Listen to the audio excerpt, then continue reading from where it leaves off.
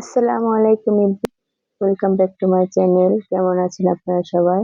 আজকে আমি আপনাদের সাথে স্পেশাল সেমাইয়ের একটা রেসিপি শেয়ার করব। বাসায় তো আমরা সকলেই সেমাই রান্না করে থাকি। আজকে আমি ভিন্ন ধরনের একটা সেমাই রেসিপি আপনাদের সঙ্গে শেয়ার করব।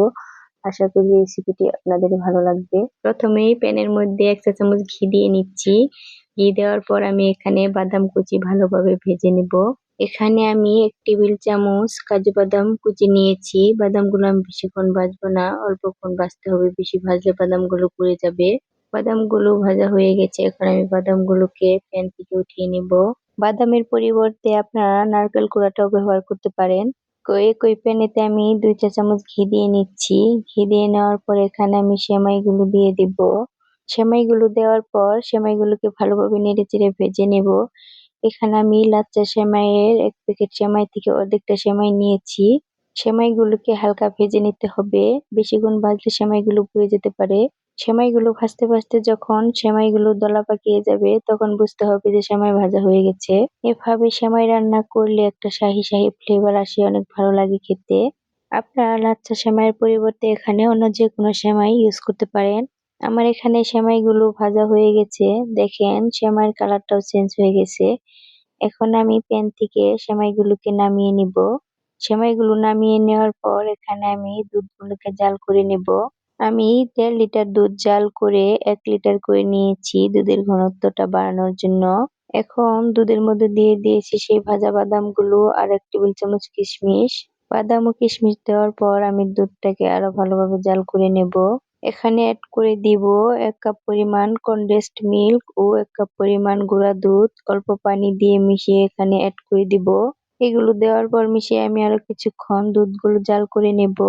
আপনারা যদি 1 প্যাকেট লাচ্চা সেমাই পুরাটা রান্না করতে চান তাহলে 3 লিটার দুধ নিয়ে জাল করে 2 লিটার করে নিয়ে তারপর রান্না করে নেবেন। এভাবে লাচ্চা সেমাই রান্না করলে সেমাইটা খেতে অসম্ভব মজার হয়।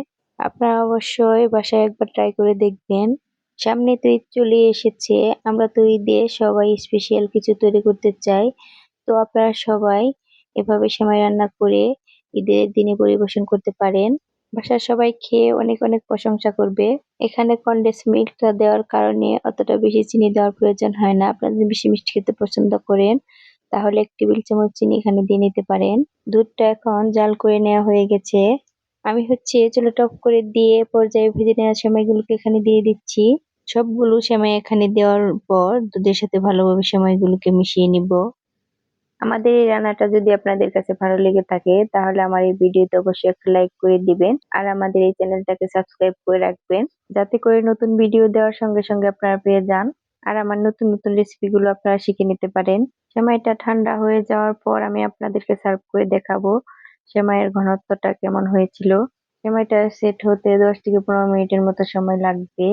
তো সেমাইটা ঠান্ডা হওয়ার পর এরকম হয়েছিল, একদম পারফেক্ট একটা সেমাই হয়েছিল। আপনারা সেমাইটা ফ্রিজে রেখে খেলেও সেমাইয়ের ঘনত্বটা এরকমই থাকবে।